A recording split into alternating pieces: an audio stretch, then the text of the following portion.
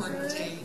And I'm happy to say that there's a lot of support for it with some of the Rotary clubs in the Lower Mainland. BC do support Pink Shirt Day, a huge day, as do the Interactor clubs and the Rotaract clubs. Is this on? Because I don't feel like it's on. Is it on? Got a hold of it?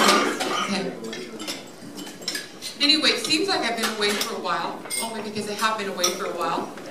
Work has kept me out of the community, but I can tell you that I've still been really involved with Rotary, and I do want to share some of the things that are going on throughout Rotary. I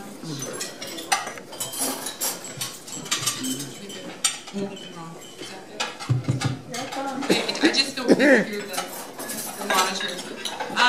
I think Mark shared with you last week that he has been to PETS and has come back from PETS. I don't think what Mark shared with you is what happened if PETS stays at PETS. Because I did hear from somebody else that you shared that I'm a good party girl. Is that what you said, Mark? I said you're an awesome AG. That's what I said. Thanks, Mark. It was an excellent conference, and I know Mark shared with you some of the things that he came away with. And then last weekend was the Peace Forum in Vancouver, and that included District 5040 and District 5050, which is basically all of BC except for Vancouver Island. And it was fairly well attended.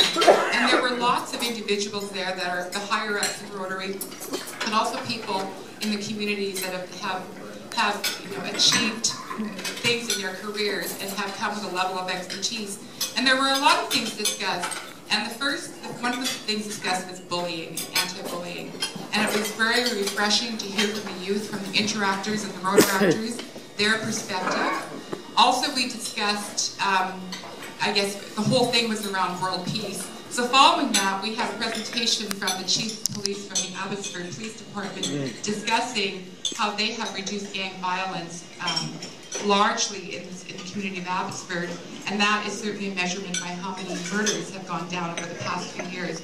But it was interesting because the media doesn't tell the true story, as you well know, and some of the things that he shared with us in terms of how they got to where they are today is quite remarkable. And the tie with bullying and violence is, I guess the tie from bullying to gang violence is remarkable as well. So it is a good thing that we recognize bullying, and what I did learn is that bullying doesn't just happen in the school setting. It happens at work, which we know it does. It happens on boards, which we know it does, it can happen, and it actually happens in Rotary. And sometimes when we look at bullying, we think, well, how does that happen? And bullying can be defined as when, with your sense of humor and making fun of people, you can actually hurt people. And that's something that, I think as Rotarians, we really have to consider sometimes how we view our fellow Rotarians. That's sort of my little message for today on that. But the thing that really struck me was the work that we're doing in the world of polio. And we had an Honorable Juliette Fantino, the Minister of International Cooperation, attend and make an announcement on Saturday morning that the Harbour government and the Bill and Linda Gates Foundation have made a decision to match all of the end polio dollars. There was going to be a match of $1 million, and as of Saturday, Canadians had raised $1.6 million, so they had agreed to match everything raised until March 1st. So if you still care to make a donation for end polio, you're more than welcome to. Dr. Scott is present, and he is the chair of the RI Polio Plus Committee, and he was hoping that we could reach $2 million by March 1st. And it's quite probable with what's happening out there in the world of Rotary. And with that, last year this club did some tremendous work in contributing to End Polio Now. So I would like to call out Todd Peachett and Dave Taggart, because Dave's campaign, the Pumpkin Patch campaign, does raise a lot of money for polio, and I would like to present to this club a certificate on behalf of the Rotary Foundation. So Dave and Todd.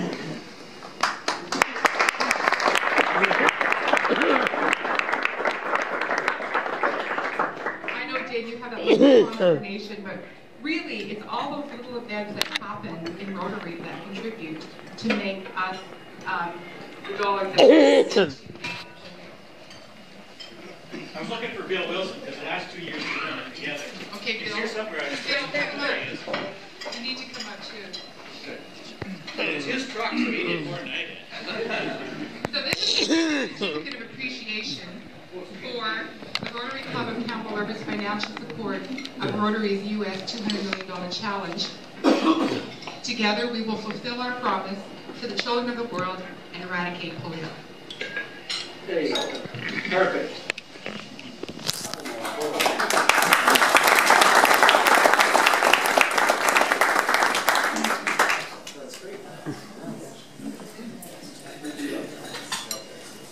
I just want to take a couple more minutes.